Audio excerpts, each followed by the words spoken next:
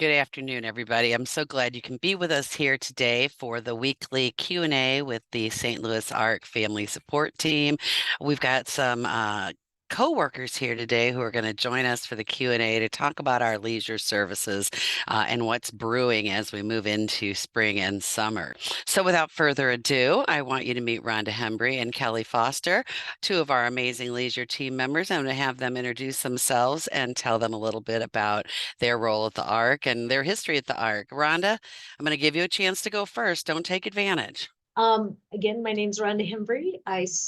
I am the Director of Leisure Services, and I started in 1991 as a leisure intern, and I've just kind of went right on up the ladder, and here I am. And I didn't even know that time went by. I'm just having so much fun at the ARC. So, a little background, I have a degree in recreation administration and with a minor in therapeutic recreation. My name is Kelly Foster. I'm the Assistant Director of Leisure Services. I've been at the ARC for 2 years now, having big fun.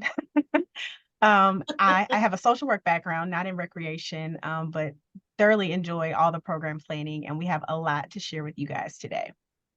Well, let's get to it then. Rhonda, let's start with you. You get the big picture. I love it that your department motto is "We plan for fun." What does that mean? That means that we try to make sure that we cover a wide variety of interests and hobby for everyone. We have instructional sports to sports leagues to fine arts to socialization and recreation being dances. And when I started, we only had 10 leisure programs, and now we are up to 32 different programs. Including in that we also have a fall, winter, spring camp as well, R&R for over the weekends, and a summer teen project called Neighborhood Experiences. Fantastic. And I know you promote all your opportunities through the Leisure Times. Can you tell people what that is and when they might see the newest edition? Yeah, the newest edition is called Spring into Summer, the Leisure Times, and we have been working on it for the past month, planning for your fun that's going to happen in the summer. And it is about ready to go out. And once you receive that email or hard copy, I would advise that you register right away. It is first come, first serve. And I would hate for you to miss out on a spot of softball or basketball, not basketball, music. So it's very, very important that you register as early as possible, especially with the sports programs. In the sports programs, we get t-shirts. And if you register late, we've already ordered t-shirts. You might miss out of getting a t-shirt and some things like that. Or being on a team that you've been on for a long time, you might have to move to a different team since that team is now filled. So very important to do that as soon as possible. Excellent. Thank you, Rhonda. And I'm just going to mention to people as well, if you aren't getting that Leisure Times in your email and you want to be one of those first people to get it, let us know. And we'll make sure we check the little box in our database that says that you want to receive a Leisure Time in your email. Okay, so Kelly, now I get to turn to you. I know that there's some fun stuff coming up in that spring to summer brochure. What are some of the things you're excited for? Absolutely. So the very first thing that we are gearing up for is our summer. We have our huge neighborhood experiences summer project that is currently in the application process. So we released the brochure and have opened up applications about a month ago. And so we're currently accepting individuals that live in St. Louis County, but a heavy emphasis on individuals that live in St. Louis City.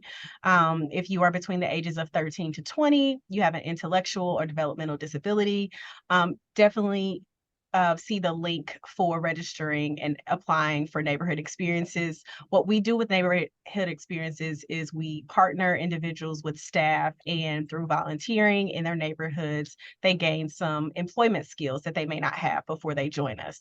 So we have an entire 8-week project that we're gearing up for now. And we are looking for, like I said, specifically looking for individuals from the city. We have limited availability in the county right now, but we are looking for individuals in St. Louis City, which is a great opportunity. We have scholarships available, so the money should not be a hindrance to anyone. So yes, we are actively seeking participants for that and excited about that. So I'm just going to ask a couple follow-up questions with the neighborhood experience. What does a typical day look like? What can I expect? What's the staffing ratio? Tell me a little bit more. Yeah, so great question. So first of all, we like to partner one staff member for every two participants. Sometimes we may partner a staff member with one participant depending on what their goals are. If we have a participant that really wants to focus on, let's say, learning how to provide transportation on their own independently, we might have one staff person work with that person and show them how to get to public transportation. So it really just depends on what their goals are. The design of the program is centered around what things they want to accomplish and what skills they want to gain by the end of this project. The key emphasis on that being earning gainful employment afterwards. So we are looking for participants that are ready to be employed after leaving high school. That is another criteria. They do have to be currently enrolled in school or returning to school in the fall, between 13 to 20. But a All right. typical day, it might vary, but ideally we have a morning volunteering session and then we have a afternoon volunteer session. And between that, participants are going to eat lunch with their staff partners and other peers. They're engaging in the social piece, but then they're also volunteering together right alongside the staff partner. Very cool. And I'm just going to give my own shout out. This is an award-winning program. And families, if you've always had your kid go to summer school or something like this, as they're becoming teenagers and young adults, this is a really good opportunity for you to think, what are the things that you think are going to be important for them to know when they leave school. And this neighborhood experience opportunity is a really good chance to try out a variety of jobs as volunteers, start to build not only a resume, but also your interest in what it is that you might want to pursue for a career down the road. Well, I'll share one of our great success stories from last summer with the Neighborhood Experiences project in the city. Again, we are heavily recruiting in the city and very excited to have all of our neighborhood teams join us. But we have a real special participant last year that was able to volunteer, and she was interested in hair, all things hair. And she connected with her staff partner who had a connection with a salon, and she was able to volunteer in that salon during her time with neighborhood experiences. And at the end of her of the season, she made such an impression at the salon with the owners that they offered her a actual position in the salon working. They valued her and they were like, first of all, come back, have this job. And then they also offered her some services. So it was really great. She could not take it at the time. We are excited to have her join us again this summer and hoping that she can go back.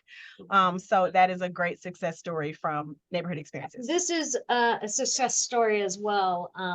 So I've been around a long time, so I get to see people grow and become awesome. They're awesome anyway, but just awesome opportunities that come their way. This young man started in Teens in Motion, which is we dabbled in volunteering, but mainly recreation. It was kind of a half and half. And then he went on the next summer to be in Neighborhood Experiences for 3 summers, where he researched and located his own volunteer sites and actually went and started working, and he found what he really liked to do. The thing about him though was he chose not to use his words, but he was very verbal, but didn't speak very much in our programs. But as the summers went along, each summer he would speak a little more. So he graduated from our program and from high school, and then he went into the Succeed program at UMSL, which we have a partnership with the University of Missouri St. Louis in the Succeed program, certificate program, 2-year program for people. He went through that, and now he has got his own job at the Arch, the St. Louis Arch downtown, and he is a tour guide talking to all kinds of people about what's going on at the Arch. And I'm like, that is just, it just gives me chills when I hear that he is a tour guide at St. Louis Arch. So that is a very a long continuum of success story, but here he is. I'm very excited for him. I know that for a department, you all recently did some strategic planning, and increasing our United Sports programs was a big deal. Can you also talk about that, Kelly? Yeah, absolutely. So I'll talk specifically about the programs that are going to be available this spring and summer. So we're excited to be bringing back United Bowling, which is a program that started about a year ago. And so we're excited to bring that back. We're also excited to have United Softball as well as United Soccer. So just a little bit of background about the United programs. United programs are designed for individuals with and without disabilities. So for anyone that has someone in your family that may have already participated in ARC sports or other ARC programs, this is a great opportunity for you to join alongside that person and participate in the program with them. If you are just a community member and you're looking for something to do or some way to stay in shape or get your exercise, this is another great set of programs to do that. These are the programs that we're offering in the spring, summer, but we're also looking forward to offering some new programs that Ron will kind of talk about a little bit. So we're continuing to expand this. The hope is, again, to continue to show the community what we're doing and to get the community engaged. And this is a great way to do that by becoming a partner and athlete from the community. Excellent. Thank you. I know a lot of people that have really felt like it was exactly the sports experience they were looking for to be involved with United Sports. It's competitive, but it's also very relational and fun. So I think people loved that. Rhonda, you are a big sports person, but there's more to leisure than sports. And I know you guys have some new things coming up that are exciting for the leisure team. Tell us about what we can expect that'll be a surprise. The good thing about the new programs that we are offering this year, we're all geared towards our leisure needs assessment, that survey that we sent out in the last summer. So last summer we sent it out and then we had it all analyzed. And then the leisure team went on a retreat to narrow down what are some things that we can provide this year. In the past surveys, one of the big things was families wanted to do activities together. So we have now created family fun events, but we're calling it Families Unwinding and Networking. And if you look at it, families is F, unwinding's U, and networking's N. So what does that spell? Fun. Families having fun events is what we're doing. Our first family fun event is July 30th, and it's a fishing trip. So we're going to be offering 4 family fun events per year, and the first one's a fishing event. So I brought my props, my fishing pole. I've got it all ready. So when I go, I'm ready to go. I have all kinds of things in the leisure office because we do plan for fun, and it's always fun in here. So I'm happy to provide the family fun events because in the last 2 assessments beforehand, families want to participate together in the outdoors, which is a trending thing that's happening in all across the United States. Families wanting to be together, doing quality programs, but in the outdoors. So our first one's a big fishing trip that we're doing July 30th. I just wanted to ask a question about that. So when you have a fun event like that, do you provide the equipment for them? Are you going to have extra fishing poles, or do people need to plan to bring all their own supplies? No, this event will have all of the equipment that they will need. It will also have instructors to teach people how to fish. And so, yeah, that will be the first event. And Very we will cool. have the stuff they need. Yeah. The next thing that we heard was dancing. And we are providing a dance instruction classes in the fall, but this summer we are doing a swing dance / Lindy Hop free workshop. It's a free workshop just to get some feelers out there to see if people are interested in that type of thing. And that's going to be this June on a Saturday morning, 10 to 11:30, June 15th, I believe. And we have some Lindy Hop swing dance enthusiasts, independent contractors who will be here that will teach everybody how to Lindy Hop. I'm hoping to attend that one as well. All the new stuff. I love the new stuff. You do not have to come with a partner. We will pair people up. The other things that are coming, we are currently planning called the Remove the Limits. It's a triathlon. It's for 16 and older. And we will be getting together on Saturday mornings.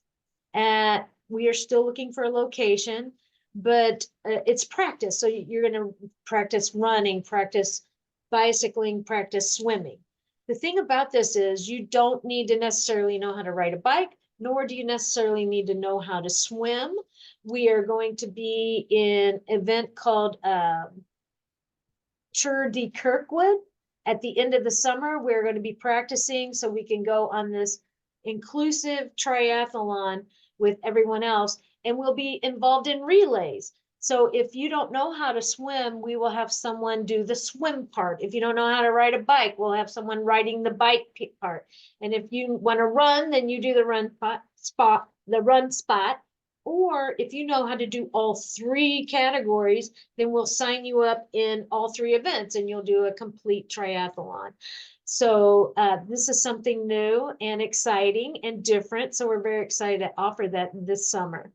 This fall, we're actually doing pickleball leagues. You do not need to have a partner. We will have some equipment, but it's going to be a pickleball league, kind of like a round robin tournament every Saturday morning where you can just come and play.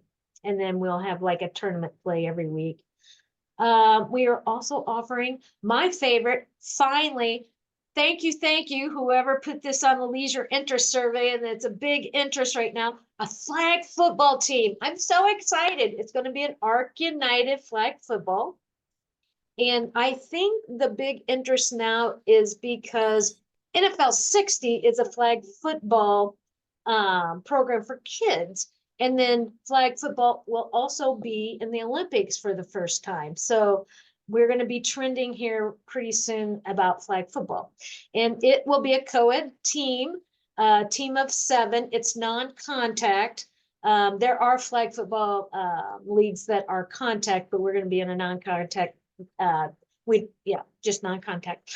But men and women, and again, it's going to be Arc United, so people with and without disabilities will be playing together alongside others in a regular league. We are also going to do that with outdoor soccer. It's going to be an Arc United outdoor soccer team next fall. We're going to try one. Hopefully we'll expand to 2 if that becomes popular, but we do know that the SC soccer is now in St. Louis, and people, and actually St. Louis is a soccer town. So we do have indoor soccer, and we have our own traditional outdoor soccer, but this will be our first time delving into just a regular league with people with and without disabilities. And then also in the fall, this is a big program. We're very excited. We are going to do active older adult programming. It will be during the day. We are just now getting ready to gear up to Program Planet. It'll be 1 to 2 times a week. It'll be here at the Warson. It will be for the family member and the participant to come in, maybe in the mornings and hang out, socialize. We'll also be doing day trips during the day, maybe 4 times a year, to have fun in the city or in the county for active older adults. That came up high on our survey as well. And then later on, probably in the next 2 years, we are going to do a virtual reality program. And then we had a question about St. Charles County, and I didn't really ask you guys earlier to talk about who's eligible to participate in our activities. But Kelly, you had talked earlier about neighborhood being specifically funded by certain counties. But what about the general pile of leisure opportunities, those 30 programs that are out there? Yeah, Who can absolutely. attend? Yeah, so all of our recreation programs are open to anyone that wants to attend. And as a matter of fact, we have a current program that we're offering, United Karate, that's actually going to be located in St. Charles County. Just one of the ways that we're kind of expanding into that area. So all of our leisure programs, our cooking, our music, our art classes, those are bowling classes. Those are open to anyone regardless of your residency. But like you said, Sharon, the neighborhood experiences specifically is for St. Louis County as well as St. Louis City. One of the things that I also mentioned to our families quite a bit, and I'd like to get both Kelly and Rhonda your feedback. I feel like coming as an observer, there's nothing wrong with that to see what can I expect when I'm in this environment, whether it's bowling or a sports league or art class. You may not be able to participate unless you're signed up, but if you struggle with that, if you want to come and observe, is that something that people can do? Absolutely. Especially if you are someone that has some anxiety about groups and different new places. You just have to call us so we can make sure that we have like a leisure coordinator, and myself or Kelly's there to kind of introduce you, walk you around, and talk to you while the other people are participating. But yes, we definitely have observers. We do tours out at camp for R&R camp all the time. Yeah, I just want to mention that live class. Live stands for leisure is for everyone, first off. It will be at the Maplewood. We have a Maplewood South site. So that will be hosted down there this summer for 6 weeks. That is a brand new program that is an educational based set of classes. It's centered around getting a better understanding for what you are interested in, what you like to do with leisure, also kind of an intro into our programs and what we're doing, as well as other things that are happening at the ARC. So it's a great way to get connected. It's also great if you've already been connected and you're just looking for ways to continue to kind of dig deeper in your own personal recreation goals. It's a great way to get someone involved in sort of an environment that's low impact, doesn't require a lot of out. It's going to be in our offices. There's not a lot of people, and it's definitely an opportunity to get some hands-on one-on-one support with what leisure programs work for you. So I would suggest attending that program to start at least. So for some clarification, what I'm hearing you say is that program is really more about learning what you want to pursue as leisure hobbies, as activities, and then kind of preparing yourself. I think that's a Absolutely. great suggestion. Do you have a start date for that? Do you know what time of year it's going to come up?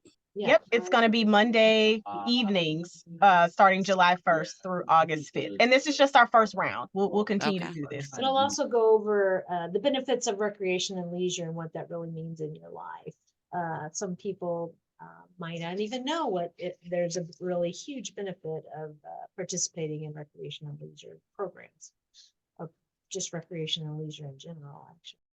I'm so excited that you're going to do that. Having worked with students when they got to college, I recognized that one of the biggest challenges they had wasn't taking the academic classes, wasn't necessarily the independent living, but it was the figuring out what to do with hours of unplanned time. And they relied on family to set up social activities, and they hadn't really developed a lot of hobbies, and we had to go back and really build on that for them to fully be able to enjoy campus life. So I think that's a great opportunity for our folks. So how can we help people that maybe look at the brochure and think, oh, I just can't afford these programs? What are some options for them? I do want to say that if you do sign up and it's not going well, we will definitely refund you after the first or second time and it's not working out for you. We'll definitely refund your money, just so you know. So if you want to sign up and pay ahead of time and then find out this is not for you, that's okay. We will refund you.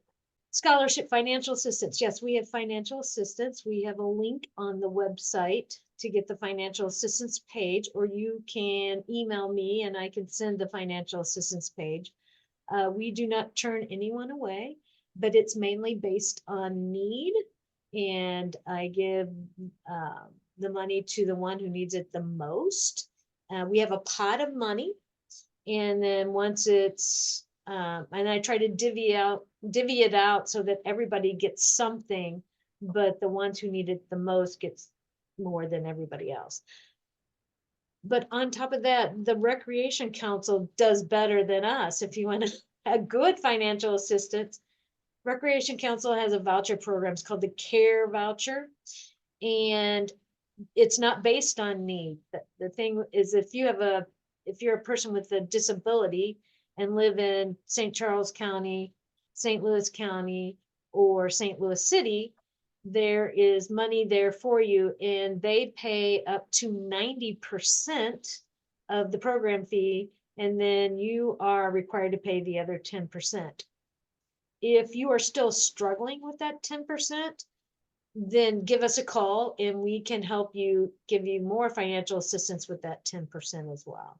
But on the leisure end, like I said, we only have a certain amount of money, and hopefully the most that we can do is half off. But the Rec Council can beat us and do 90% off, which is very, very nice.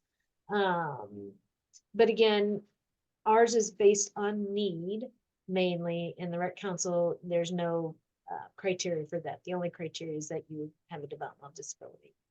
Yes, I helped somebody sign up for a vacation program this last time, and he's got a lot of stuff going on, but he was still able to afford to attend because he was able to get that Recreation Council funding. And I think those vacation programs are quite the deal. I think that recreation does so much more than just give you a space to have fun and relax. Sometimes you are building relationships that are going to help you be successful with a job. Sometimes you're learning to conquer your fears in a space that feels really fun for you. So, well done, both of you. I'm so happy that you're part of our organization, and I am thrilled to hear about all the exciting programs you've got coming up. So, thanks so much for joining us today. I hope everybody else got to learn a lot about our leisure services. Thanks, everybody.